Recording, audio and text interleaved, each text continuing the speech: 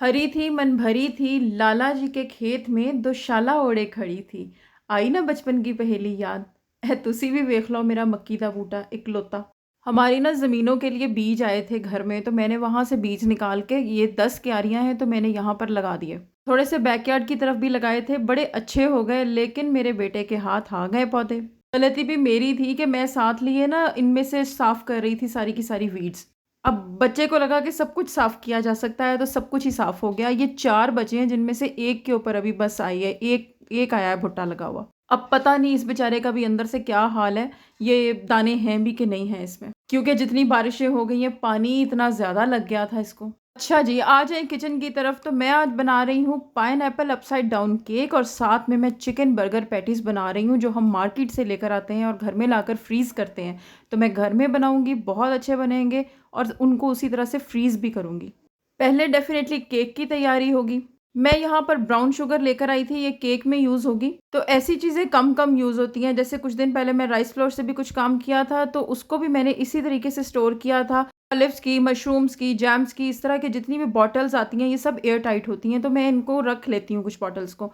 और इनका जो अंदर का पॉलीथीन वाला बैग होता है ना, उसके समेत ही बीच में डालें, और साथ में एक्सपायरी की डेट लगा दें। ओके जी, केक का सबसे अहम प्रोसेस है पाइनएप्पल को और चेरीज़ को सिरप से साफ़ करना, ये बहुत ज़रूरी है।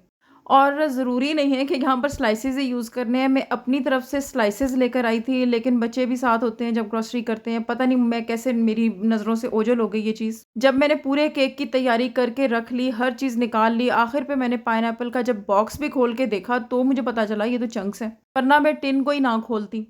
केक की भी चीज़ें ना निकालती, लेकिन ये कोई ज़रूरी नहीं है, बस वो ज़रा ब्यूटी ज़्यादा बन जाती है उसके साथ। स्लाइसेस नहीं है तो क्या हुआ, चंक्स से काम चला लेते हैं।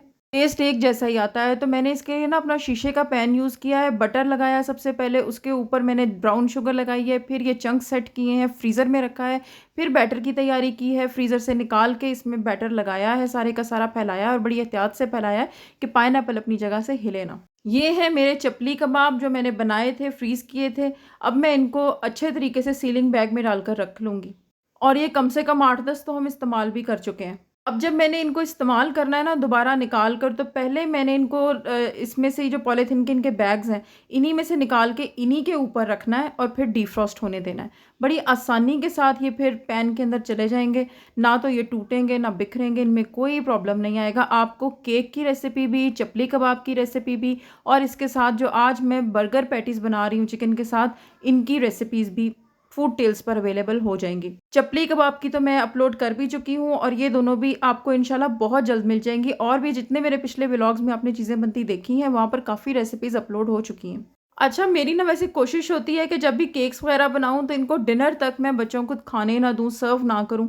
सच्ची बात है, थोड़ा-सा मेरा अपना वीडियो बनाने का लालच भी होता है, और वैसे भी बच्चे फिर खाते ही नहीं हैं सारा दिन अगर उनको केक मिल जाए तो। तो नॉर्मली ये मैं एज़ अ डिज़र्ट बाद में देती हूँ जब हम डिनर कर लेते हैं। लेकिन आज बच्चे ज़िद पे ही आ गए थे कि बस अभी हमें दे दो, अभी हमें दे दो, तो फिर मैंने सोचा उनकी खुशी इम्पोर्टेंट है या मेरी वीडियो एक इम्पोर्टेंट है। यहाँ मैं ब्रेड क्रम्ब की तैयारी करने लगी हूँ। ब्रेड क्रम्ब जब भी मैं बनाती हूँ, कोई भी ऐसी चीज़ जिस पर यूज़ करना हो एज़ ए कोटिंग, तो फिर मैं इसको खुद घर में बनाती हूँ। जैसे बाज़ार से मिलते हैं ना, 2 तरह के बाज़ार में ब्रेड क्रम्ब मिलते हैं। एक तो ये बारीक पिसा हुआ मिलता है, एक वो जो क्रिस्पी सा मोटी कोटिंग वाला होता है, जिसको आम तौर पे फ्राइड चिकन पे कोट किया जाता है, वो भी किसी दिन बनाऊँगी। फ़िलहाल बारीक वाला है, जिसे मैंने पहले अच्छी तरह चॉपर में बारीक पीस लिया है। अब मैंने इसे पैन में डाला है, खुले पैन में।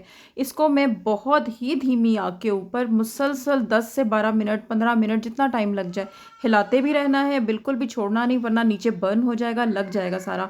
जैसे ही ये हल्का-सा रंग बदले ना, नज़र आ जाएगा कि इसकी रोस्टिंग हो रही है, ये अपना मॉइस्चर लूज़ कर देगा। आपको पैन में जैसे-जैसे आप चम्मच हिलाते जाएँगे, आपको समझ आती रहेगी। वहाँ पर आपने इसे स्टॉप करना है, फिर ठंडा होने देना है। जब ठंडा हो जाएगा, तो अगेन आपने इसे चॉपर में पीस लेना है।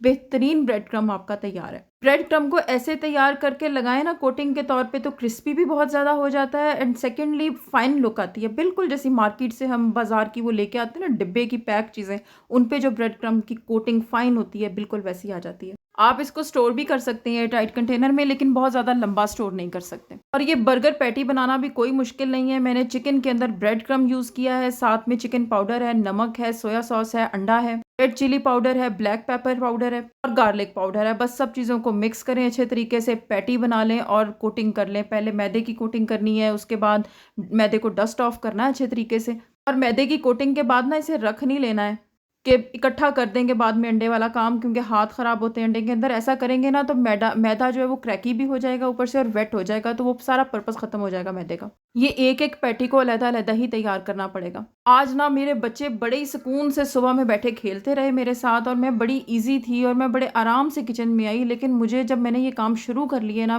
पता नहीं आज बच्चों को क्या हुआ, इतने फँसी हो गए थे, मेरे लिए ये काम करने बहुत मुश्किल हो गए थे। हो जाता है ना, बच्चे कभी-कभी इस तरह से भी अपना मूड स्विच कर लेते हैं। बस आज तो मुझे बहुत ही अफ़सोस हो रहा था कि आखिर मैं किचन में आ क्यों गई हूँ। बिल्कुल मैं एन्जॉय नहीं कर पा रही थी अपनी कुकिंग को।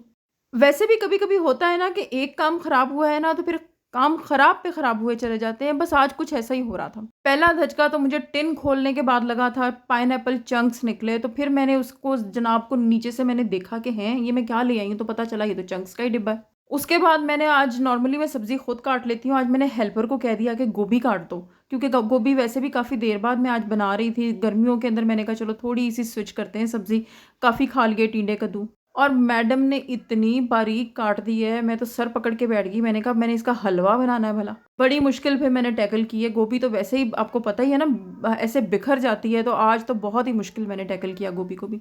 आज फिर मैंने पाइनएप्पल केक सबसे पहले बनाया, उसके बाद मैंने गोभी गोश्त बनाया है मटन के साथ। अब ये मैं बर्गर्स बना रही हूँ। बर्गर्स बनाते हुए भी मुझे बार-बार काम को छोड़ना पड़ रहा था, बार-बार छोड़ना पड़ रहा था।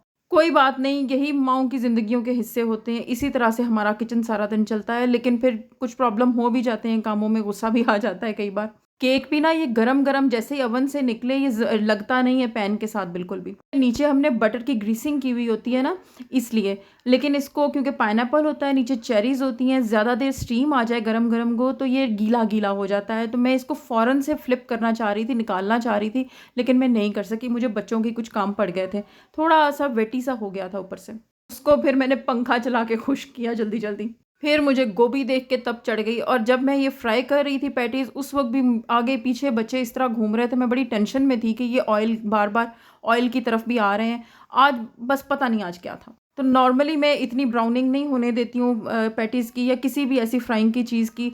हो सकता है आपके लिए, कुछ लोगों के लिए ये नॉर्मल फ्राइंग हो, कुछ ज़्यादा ओवर ब्राउन भी पसंद करते हैं, बट मेरे लिए नहीं थी, मैं गोल्डन पसंद करती हूँ। लेकिन बहरहाल मेरा सारा खाना बना बहुत अच्छा था, बच्चों ने केक भी बहुत अच्छे तरीके से खाया, और मुझे डर था कि अब खाना ख़राब करेंगे, लेकिन उन्होंने बर्गर्स भी बहुत शौक से खा लिए। और फिर शाम को खपी सती ने आज़म को रो के भी दिखा दिया थोड़ी देर, और फिर बाद में आज़म से डाँट भी खा ली कि तेनू कहने क्या सी इन्ने कम छड़न नू।